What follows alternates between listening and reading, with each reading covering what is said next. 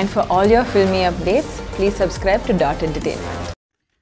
सुशांत सिंह राजपूत की हत्या के बाद कई चीजें बाहर निकल के आई हैं। कुछ मैंने इंटरव्यूज पढ़े हैं, कुछ डायरेक्टली भी बात की है। तो उनके पिताजी का कहना है कि वो फिल्म इंडस्ट्री में हो रही टेंशन के करके बहुत ज्यादा परेशान थे। अभिषेक कपूर जिन्होंने उन्हें लॉन्च किया, उनके साथ हाल ही में एक फिल्म की है केदारनाथ। उनका कहना है कि it was a systematic dismantling of a fragile mind. Ankita जो उनकी लॉन्ग टर्म पार्टनर रह चुकी है, उनका कहना है कि वो सामाजिक रूप से की गई अपमान और बेइज्जती नहीं सहन कर पाया। तो अब मैं आपको बताऊंगी कि मूवी माफिया ने ना कि सिर्फ उनको बैन किया था, सिस्टमैटिक डिसमेंटलिंग कैसे कतरा कतरा करके उनका दिमाग तोड़ा गया है, उनको मारा गया है।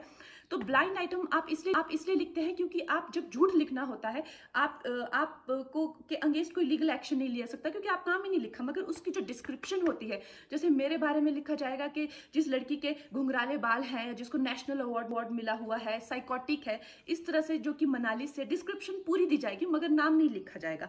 23 अगस्त 2017 को बॉलीवुड सुशांत के बारे में लिखता है कि वो जब भी सेक्स करता है तो सिर्फ अपने ही गाने सुनता है, वो सबसे बड़ा नार्सिसिस्ट है।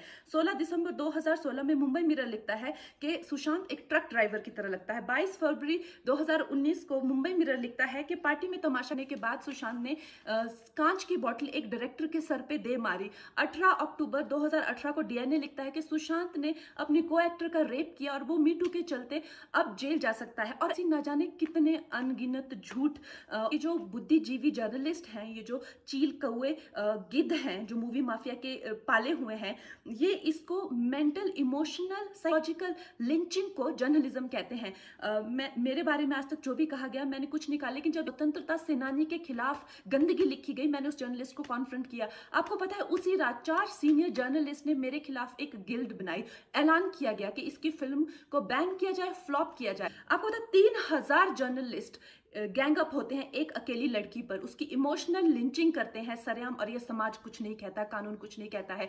मैंने उन पे केस करने की कोशिश की मगर 1 महीने बाद वो गायब हो गई, मेरी फिल्म रिलीज हुई, गायब हो गई। तो मेरा कहने का मतलब ये है कि अगर ये समाज जिस न्याय की बुनियाद पर खड़ा है और कभी आवाज नहीं, आप ये पढ़ते हैं, चटकारे लेते हैं, कभी आपने सोचा है कि कभी नेपो किड्स के बारे में ये क्यों नहीं लिखा?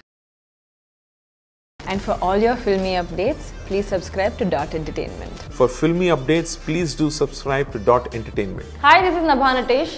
Please subscribe to Dot Entertainment.